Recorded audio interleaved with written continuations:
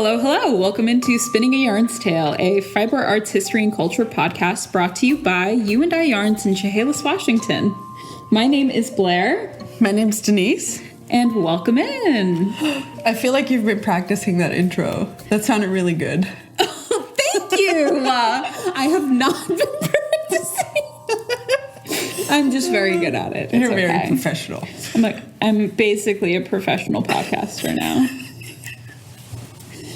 You can't see it, but I did a fake hair flip.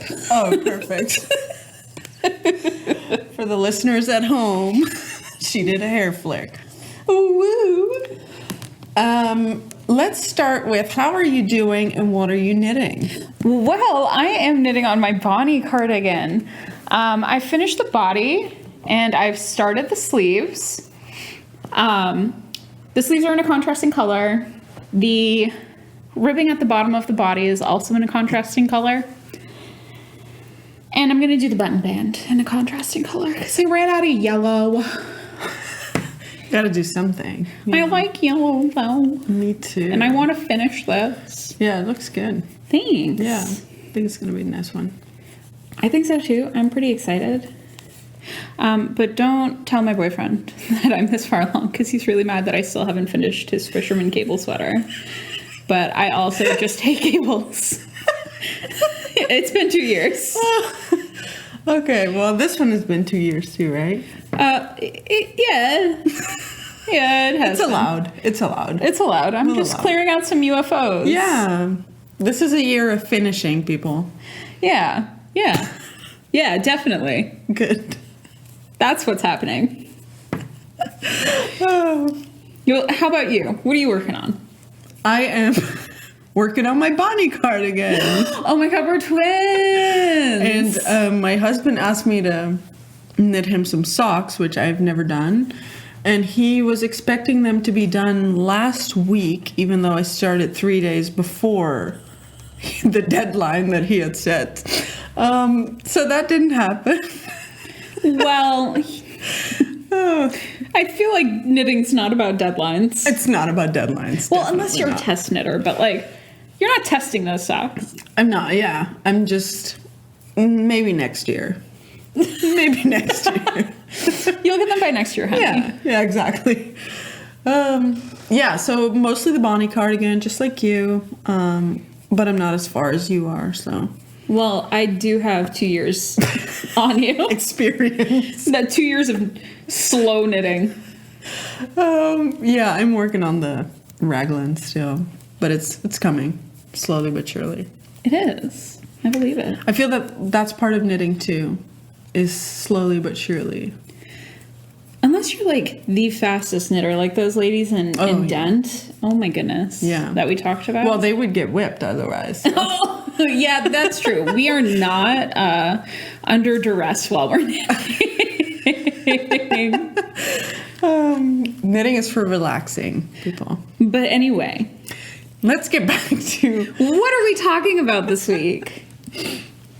So this week we're talking about France and a tiny bit of Spain, and then I'm gonna expand a little bit about some of the sheep found in France and originating in Spain. I do, however, want to start by saying that some of the French history may be very similar to the English history. So some of the things might be a little bit redundant. They have some overlap. There is some overlap, but there's also some interesting new things that we found, and the emphasis in France is on different things, I would say. Yeah. So, do you want to get started? Yeah, go ahead.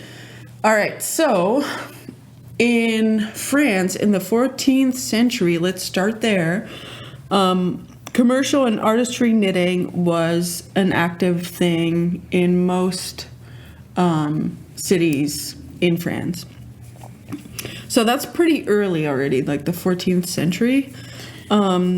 And people were mostly knitting caps or bonnets or whatever you want to call them. Kind of like those artisan guilds, right? Mm-hmm. Yes. Those artisan guilds we talked about, they were more interested in the art instead of the practicality Yes. of knitting. Yeah, especially in Paris. We had a lot of artists in Paris who were mostly knitting the caps once again. And yeah, in the home, people were knitting for different reasons, not for artistry, but for earning a little bit of extra cash on the side. Yeah. But this cap knitting industry really flourishes well into the 18th century. So it's a long period of cap knitting, and that cap knitting is really popular. And these caps are really similar to Scottish bonnets. That's where the overlap begins. Yes. Yeah, so caps were the most popular thing to be knitted in France most of the time, honestly. Like most of history, caps were the thing. Once again, around the 16th century, knitting caps was well established in the family lives, in family homes, to earn a little bit more money. Even though it didn't earn them that much money, it was still, the few, I was going to say euros, but euros were not a thing back then. The few francs that they could get. Yeah, francs were France, right? Yeah. Oh, gosh. But then around that same time of the 16th century, towards the end, 1589 to be exact, William Lee invented the first knitting machine in England, and he tried to get a patent for that and to release it into the world. But Elizabeth I, so the Queen of England at that time, said no, because what is going to happen to our manual knitters, our hand knitters? So yes, Elizabeth I was not a fan of William Lee's knitting machine, but William Lee moved to France with his brother. And there we had Henry IV, who was actually kind of a fan of the idea. And so he eventually patented it and brought out the knitting machine in France. And people enjoyed it way more than they would have in England. So that's probably where you already see that difference in emphasis in histories between England and France. In French history, there's a lot more emphasis on machines and machination or mechanization. Machination? Mechanization? Mechanization? Mechanization, yes, thank you. Yeah. Of knitting and the textile industry in general. And so that started at the end of the 16th century already. And this knitting machine, by the way, it looks kind of like a spinning wheel. It's got two treadles and a big circle in the back, and it knits flat, which is really cool. Yeah.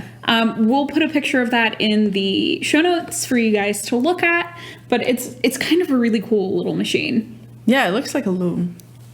Kind of. Yeah. Or like a spinning wheel, like a country style spinning wheel. With treadles and stuff. Because there's the country spinners from Ashford. Mm-hmm. It looks kind of like that in shape.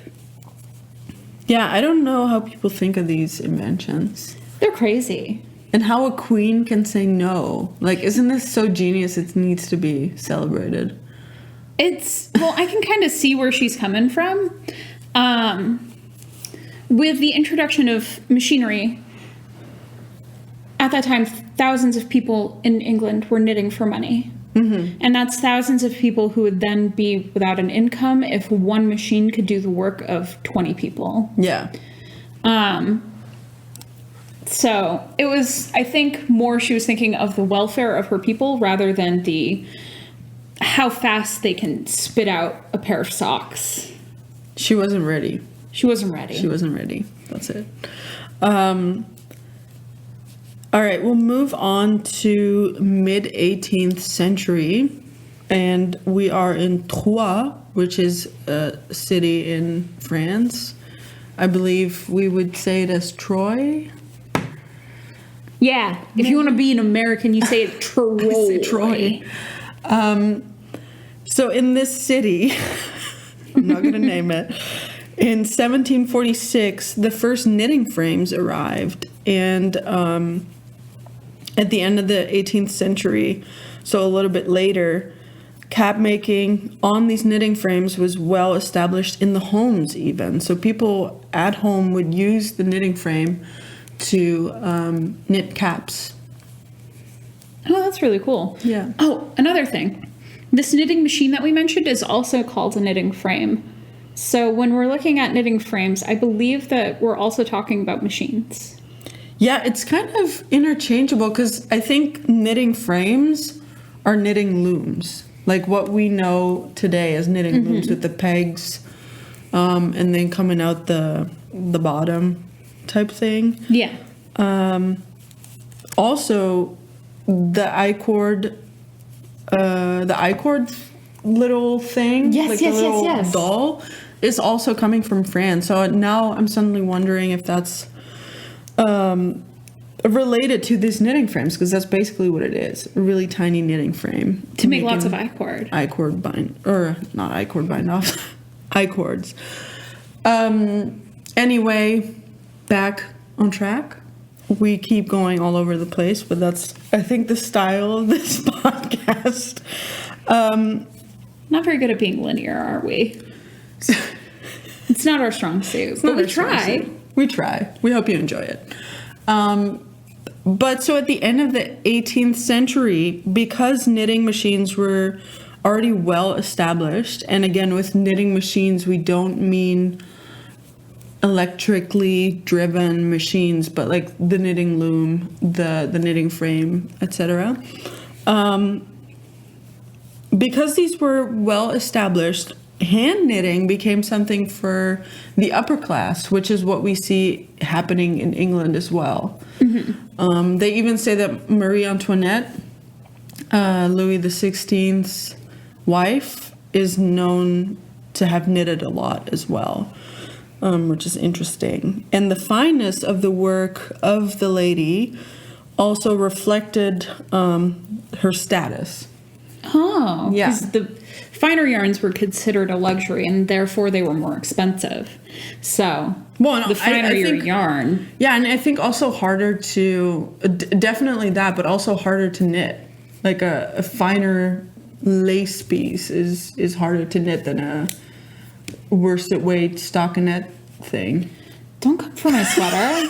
I'm pointing at her body cardigan. Do not come for my cardigan. No, but definitely like something, you know, you had rugged wool and then you had finer silks and that kind of stuff. Yeah. So that definitely played a role at that time. And in most schools, girls were taught to knit as well, because Rousseau, a philosopher, an education philosopher, if you will, I think most people know him, he once wrote that girls have a natural taste for needlework, so it should be included in the curriculum for girls' schools. This is kind of also where you get that flip. Yeah. Women are better at knitting than men. Yeah. Men shouldn't be knitting, it's women's work. Yeah, suddenly it goes from artistry to fine needlework for women. Yes. Because it's too fine for men, I guess. They don't have the delicacy that we do, which is completely false. A man can be incredibly delicate and make beautiful anything with his hands just as well as a woman can. Exactly. I agree. Yeah, beautiful.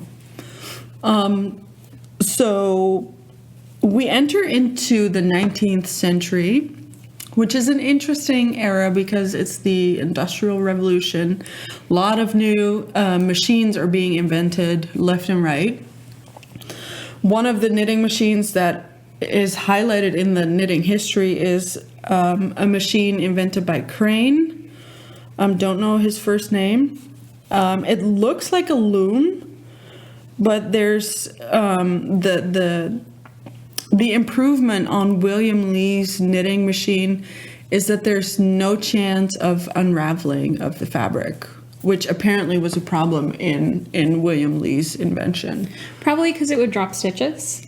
Yeah. I want to think that this one is more on par with the knitting machines that we're more familiar with. Yes, exactly. Not necessarily exactly, because ours are very, very different. They're very advanced compared to 1829. Yeah. I would Yeah. say. But you also have, this is when like punch cards and stuff were made. Yes, so 1850s, thank you, Blair. 1850s, Jacquard, he developed a loom that had punch cards that you could use on the loom for color weaving. And with these punch cards, no human intervention was necessary anymore in the knitting or in the weaving. So it was a great way to completely automate the task. Yes, no people were needed, maybe just for threading the warp, I suppose. Yeah. And watching the machine make sure it doesn't freak out in the middle. Yes, yeah, there was a lot of hands-on that way, but they didn't have to do anything in the process of the making of the fabric, which is cool. And around that same time, chemical dyes offer more colorful choices. And I wonder if these two collide because the jacquard loom was specifically made for color work so that you could switch up colors using the punch card. And then you also have jacquard acid dyes. Yes. Mm-hmm. Still. These days. Yeah. Exactly. Yes. So that's really, really cool how somebody invented this and worked on this in such early days, honestly. Yeah. And like chemical dyes came into being, but before this, things were dyed naturally, just like Yes. everywhere else. Yeah. We've talked a lot about madder root, we talked about indigo, but native to France is actually dyer's woad, which is a plant. It's technically a weed that has yellow flowers, but if you collect the leaves, you can dye your work indigo blue without having to have the indigo plant. Yeah.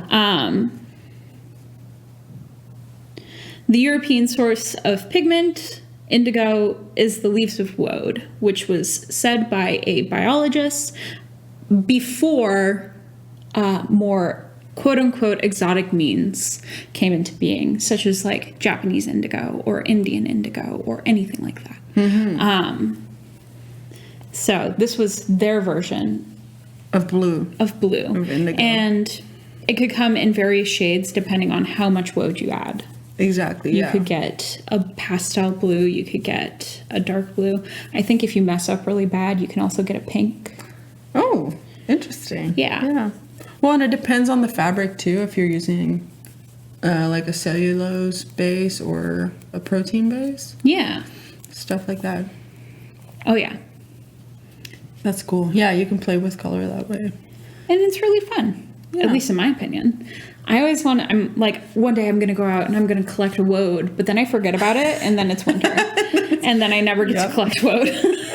I once went looking for it in a forest near my house, and I thought I found some, but then I wasn't sure because there's so many weeds with yellow flowers. There's a ton. Yeah. But maybe we should buy like a plant identification book and go together. Ooh, that'd be fun. That would be fun. Little field trip. Ooh wee. But even though we got into like the machine industrial revolution, Mm-hmm. the industrial revolution, you actually did a lot of research on, I'm not going to say this, you can say this. Les Tricoteuses. Yeah, that one. Yes, yeah. So the history of knitting in France, from what I could find, kind of ends around the 19th century, at least for me, because it kind of overlaps with, the history that we see in England in the 20th century, the World Wars, etc. The decline of hand knitting because we have fast fashion. So I kind of want to leave that for that, and then move back in time a little bit. Yeah.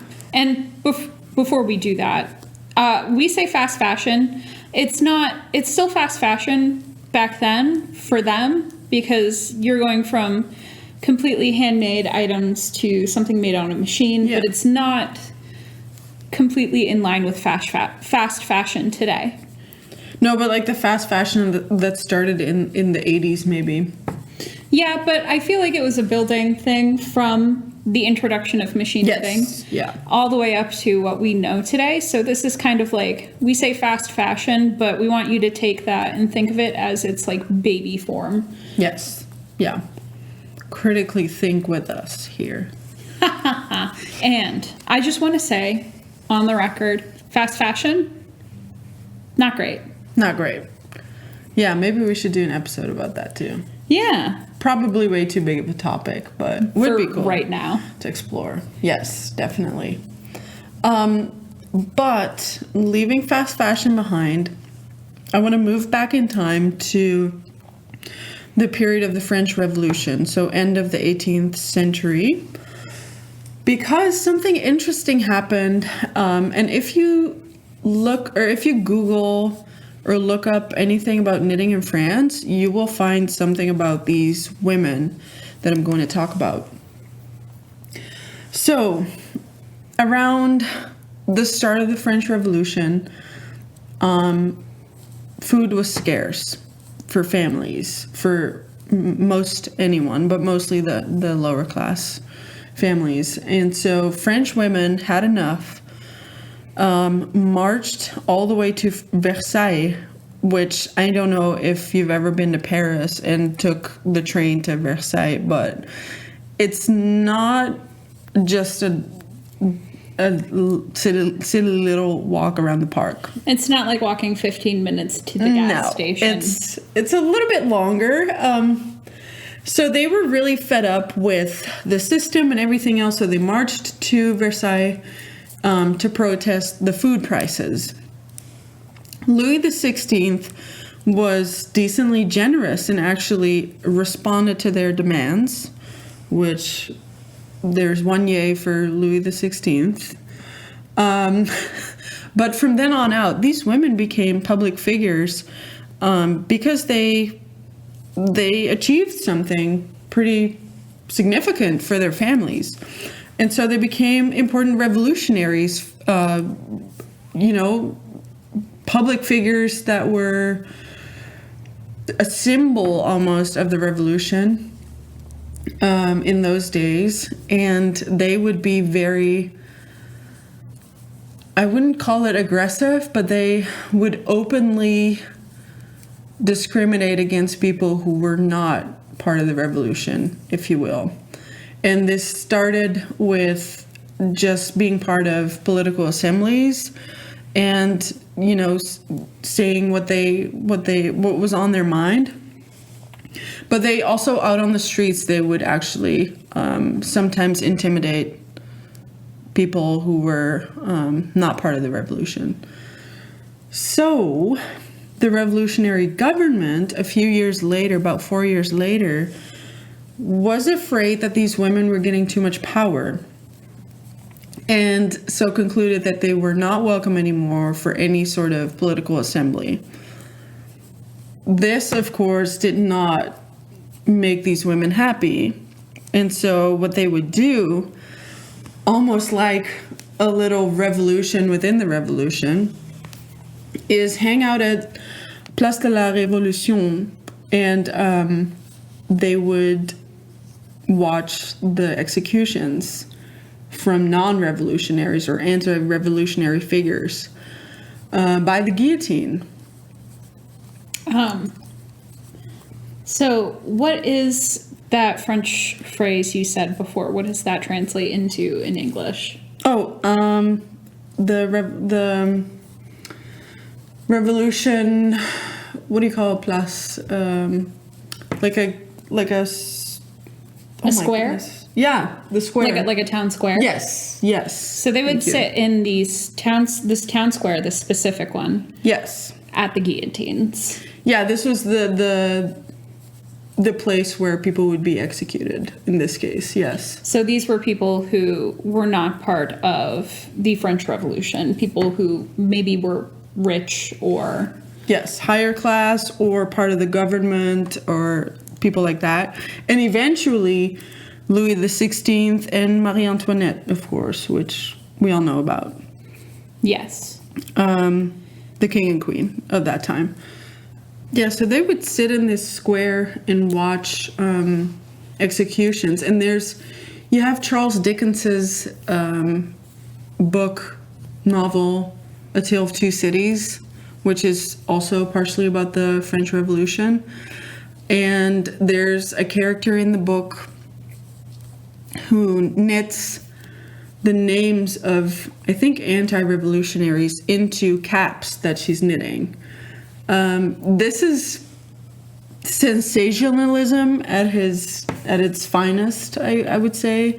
It's not confirmed that these ladies actually knit anti-revolutionary names into the caps, but what is known is that they actually did knit the caps while people were being executed in front of their eyes, and they would even sit in the front row so other people could watch these women knit during the executions. It was like an extra entertainment part to the executions. Yeah. It was interesting to see women in the front row of something so gruesome. Yeah. But they were kind of leaders, kind of like they led by example. You want to be part of the revolution because it's going to be better for people. Yeah. And all of these women want a better life for their families. Yeah, that's also, at the heart of it. Yeah. They're taking their women's work and making it public to say that even though we can't do like fighting, we're here knitting these caps for the revolutionaries while people who are anti-revolutionary are dying. Yes, basically that's what it was. And the caps that they would knit were red, and they had a certain shape to them. If you think of the Smurfs, that's the shape that these hats have. And they symbolize liberty, which is interesting in the French Revolution. So they weren't just caps that they were knitting. They were like symbolic of the liberation and liberty of these people. And these caps have been worn by freed slaves in the Roman Empire, so all the way back in history. So that's where these caps come from. Yeah. Because it makes sense to pull that imagery because these people were being treated so poorly by the nobility and the rich and the government itself that they didn't have enough food to feed their families. They were living in hellish conditions.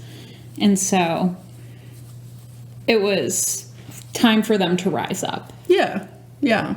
They definitely did that. They definitely, they succeeded. They definitely did. Changed everything for the French as well. Yeah. But yeah, so they were representing the freedom of slaves, of freed slaves in Roman times. So that's what I learned about the Tricoteuses. And it's kind of interesting. Yeah. Because you can take that and you can kind of put it into current, they were knitting revolutionaries, and then there's still like, the word for it is escaping me, but it's knitting to represent a greater cause, and that still happens today. For us, it was there was a time they were hand knitting like hats. It was like pink hats, and it was for women's reproductive rights when they were doing marches for that. They did. There's a whole subset of people who who have the saying, no, I just won't sit and mind my knitting, because knitting has always been political. Yeah. It's always been important to changing. And no, I'm not going to just be some demure person who knits. I'm going to take part in the betterment of people. Yeah. So that's still kind of a thing that flies around today. And I think it's really interesting. I will try to find the word I'm looking for and post like a good resource for it in our show notes. Yeah. But I think it's an interesting parallel because that happened so long ago, but it's still happening today. Yeah, it's happened all throughout history, I think, and it's really cool how something like almost like a craft that we're doing and joking about and talking about all the time is something that can be so powerful to making a change. And it's a great support. Yeah. You know. But anyway, moving forward from this, we have a little bit of information about Spain and the origination of merino sheep. Yes. As well as after that, I think we'll talk a little bit about French sheep, because French sheep have a lot of sheep. Mm-hmm. They have a lot of sheep. And they're not all relevant to what we're interested in here in the fiber world. But lots of meat sheep, yeah. Yes. Lots of meat and dairy sheep. Yeah. Yeah, exactly. Because there's one thing France is known for, it's cheese. And food. And food. In general. Yeah. Yes. They have good food. Do you want to tell us something about Spain? Sure. Some of the oldest dated European knitted pieces, like just bits and bobs that we can find, originated in Spain. There was a pair of pillows that were found in the tombs of 2 Alfonso X's children. Mm-hmm. And I think it's really interesting because these are not garments that they were wearing. It's a pillow with a pattern on it. Yeah. Because Spain is warm, so knitting there for garments was not viable. Mm-hmm. A lot of people did not wear like a knitted t-shirt or a knitted undergarment, like a shawl, or not a shawl, a sweater. Because for a long time, sweaters were considered undergarments. You would put them under something to then wear like your dress or your dress shirt over. Mm-hmm. They didn't really need that in Spain. Spain's warm. Yeah, it gets pretty warm. Pretty warm. And it stays pretty warm for a long time. They did, however, have a really big lace culture. Mm-hmm. And that lace culture produced things that they did wear, which are like the mantillas. Yes. A mantilla is like a veil. Mm-hmm. So back in Spanish Catholic, Roman Catholic times, these women were covering their hair with a mantilla. Mm-hmm. And these mantillas were lace, they were delicate. You could still see their hair through it, but it was beautiful. They were much more focused on the aesthetic. Yes. They did have things like lace shawls and lace, like doilies is the only word I can think of it. Yeah. Things that you would put on the table for decoration. They did have a lot of sheep, so the wool was still there. Mm-hmm. But they didn't really focus so much on wearing a lot of garments. I'm sure that they did have garments like stockings and stuff like that they wore, but we already covered stockings so many times in so many different places. It felt a little redundant to bring it up. Well, and also I think they mostly used silk, if anything, because it's more of a cooler fabric. It's more... Wool is breathable, but it retains heat really well. Yeah. Whereas silk lets go of it. Mm-hmm. Yeah, and you mentioned the Catholic Church, and I think most of what we have found in Spain is related to the Catholic Church. So there's a pair of gloves that they have found in the same tomb as well, and these were decorated with, I think, the Lamb of God, so Jesus, and like some animals around it, like really fine embroidery. So not color work, but embroidery on top of the knitted fabric. Gotcha. Yeah. I know that embroidery was really big in Spain. They were one of the biggest producers of embroidered lace for a long time. Yes. That's what Irish crocheted lace wanted to mimic. They wanted to mimic the fine details of Spanish embroidered lace. Yeah. Yeah, exactly. Yeah, because you have Madeira lace, which is what we just talked about with the mantillas and the doilies, like the knitted lace. But you also have Madeira embroidery, which is incredibly fine. Yes, and what you just mentioned, like the Spanish embroidery that we know. Yeah. And like we said, it was mostly outer garments that they would wear, that they would knit. So things like shawls, things like their mantillas, gloves, Catholic cloaks, yeah. Things like that. Yeah. That's more what they were into knitting at that time, instead of what we think as like traditional knitting clothes, sweaters. People actually knit their own undergarments for a long time, especially for the winter, but that wasn't like a huge deal in Spain. So when I say undergarments, I mean like long johns. They would knit long johns to wear under their pants or whatever for the warmth. And they made socks and beautiful, beautiful, delicate lace things to have. Yeah. Sometimes they would knit this lace and attach it to pillows and things like that. Yeah, that happened as well. And then if anybody else has anything on Spain, if we missed something, yes, something interesting that you would like us to come back and cover again, we would love to hear about it.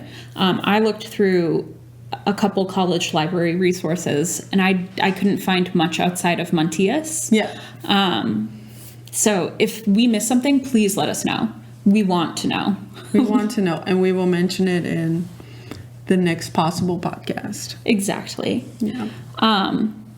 But the interesting thing, Spain had a lot of sheep, right?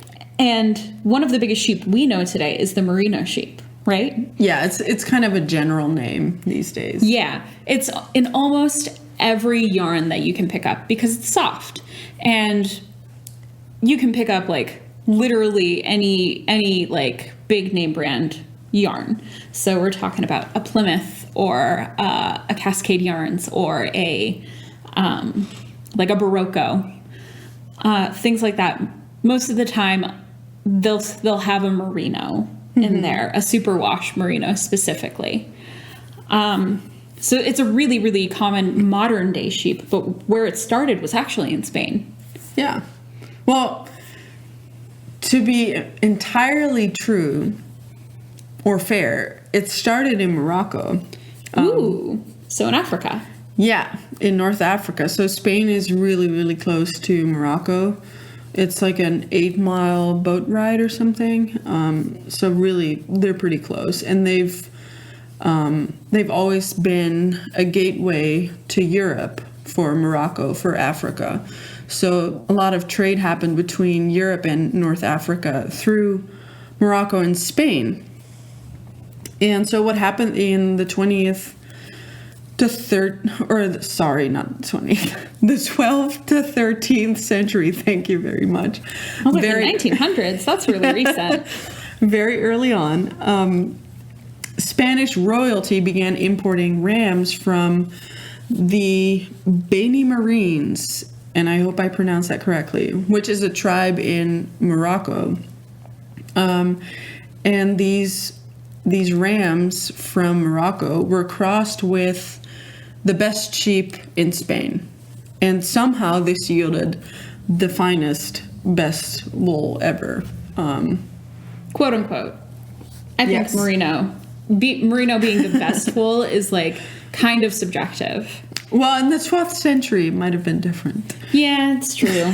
They really valued fineness back then. Yes. And here I am. I like a good crunchy wool. We're going back to rustic here. Yes. But these sheep, this breed, of the fine wool was named merino after this tribe, I suppose. And this wool became a success. The sheep became a success in most of Europe. And so it was, Spain had a monopoly basically on the European market in wool.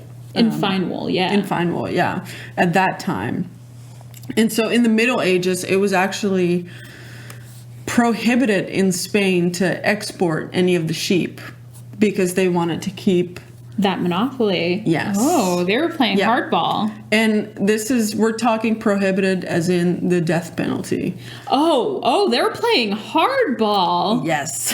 My goodness. I didn't realize that. Yeah. Yeah, so it was only much later actually that merinos were being exported to different countries. In 1793, they were first exported to North America. Started out in Canada, actually, and then moved to the United States as well.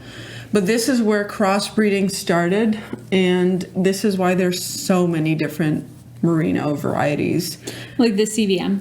Yeah. CVM, I believe, is a breed, a crossbreed with a merino in there. You got, gosh. Well, you got Australian merino, and then Saxon merino, and whatever we got going on here. There's some of the French sheep that we'll talk about are a cross between a merino and something else. And some of the wool qualities stay the same, some change. So a lot of clothing brands these days that make something with wool will often mention merino wool. Doesn't mean that we get 100% merino wool. or the same kind of merino wool as the next batch of wool, kind of. Yeah.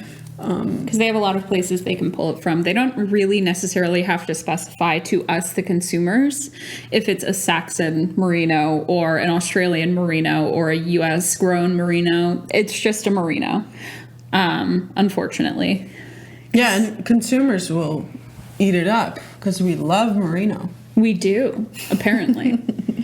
If we actually want to get into it, my favorite breed of sheep is a Shetland. No, I'm kidding. I got a sweater the other day that specifically mentioned it was Shetland wool. Ooh, that's nice. Yeah, it was really cool. But I don't have a particular favorite breed of sheep, actually. I like them all. I don't know, yeah. I like them all. Well, and there's a lot of yarn and products that say wool. Could be so many breeds, Shoved into one, shoved one into wool. one yarn, yeah. Yeah. But circling back from merinos, or to merinos, we talked about the different strains of merinos, and that's kind of where it closes the story. Sheep are ever growing and ever changing. Current merinos are a lot different than what merinos used to be. But since we're still on the topic of sheep, we should probably circle back around to France, since we told them that there was a breed of sheep that was crossbred with merinos. So let's start from the top.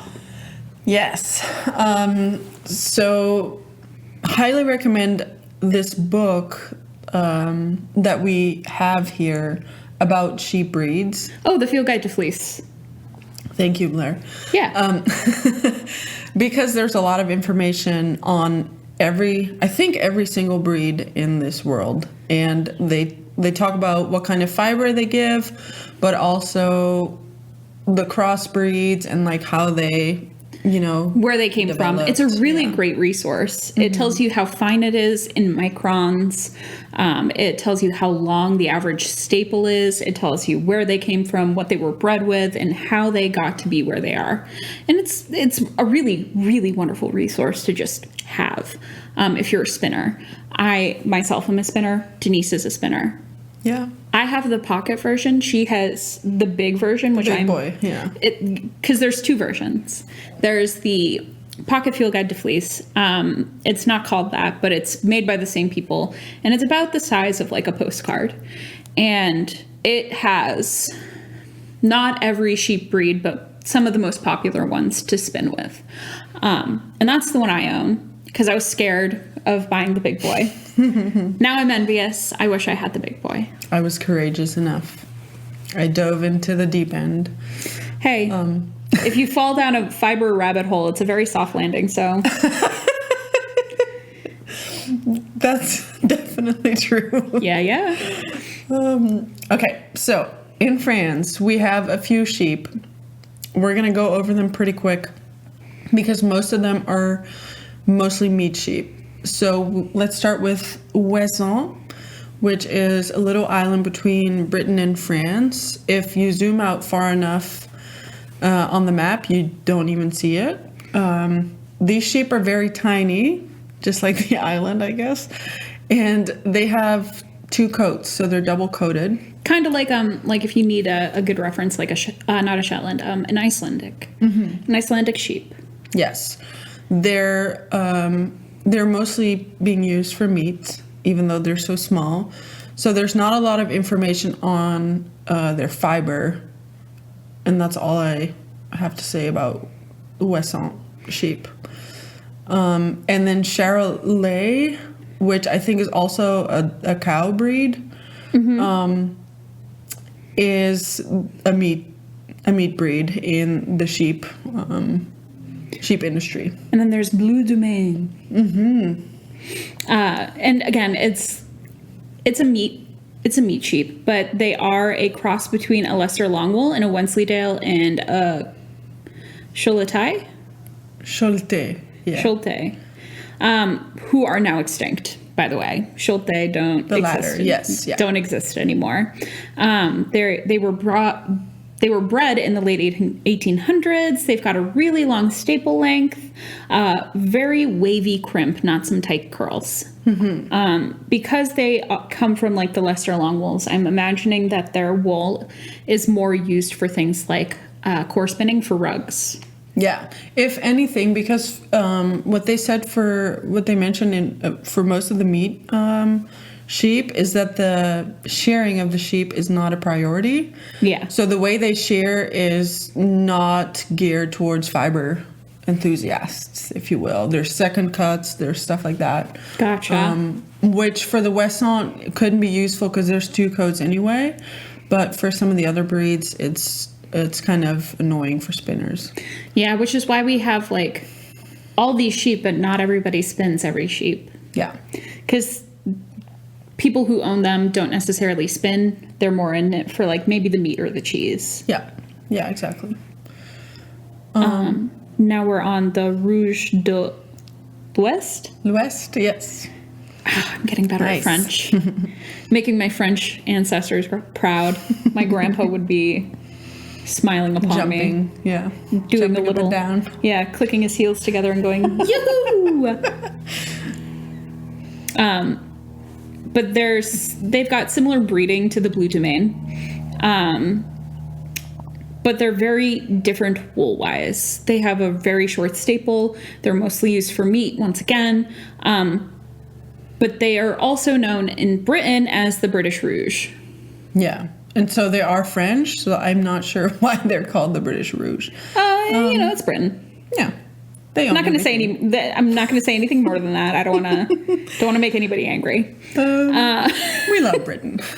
We love British people. That makes it sound like we don't. We truly do. We really don't care. I really don't care. Yeah, me either. Okay, well, what's the next one? Île-de-France, which means island of France, literally, but it's also a region in France. This is a sheep that's crossed between, or is a cross between the Disley Leicester and a French Rambouillet. For us Americans, that's Rambouillet. Yeah, sorry. And they were brought into North America in 1995, so pretty late.